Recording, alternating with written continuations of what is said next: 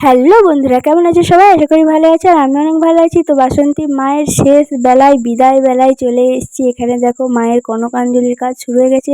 আর মনের মাঝখানে একটা দুঃখ রয়ে গেছে যে মা এতগুলো দিন ছিল, এত আনন্দ করার পর মা চলে যাচ্ছে। আর মুখটা দেখো কিরকম কাঁদো কাঁদো হয়ে গেছিলো।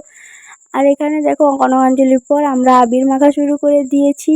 আমাদেরকে দুঃখের মাঝেও আনন্দ করতে হবে, তাই আমরা একটু আনন্দ করছিলাম দুঃখটাকে চাপা রেখে। যেন মা আবার আগের বছর আসে এই কামনাই করি। মা যেন প্রত্যেকটা বছর আমাদের মাঝখানে থাকে। আর মা আমাদের মনেই আছে, কোথাও যায়নি। হ্যাঁ, হয়তো প্রতিমা রূপে মা চলে গেছে, কিন্তু মা আমাদের মনেই আছে। আর এই পাগলটাকে দেখো কি করছে, গড় করতে গিয়েও করলো না।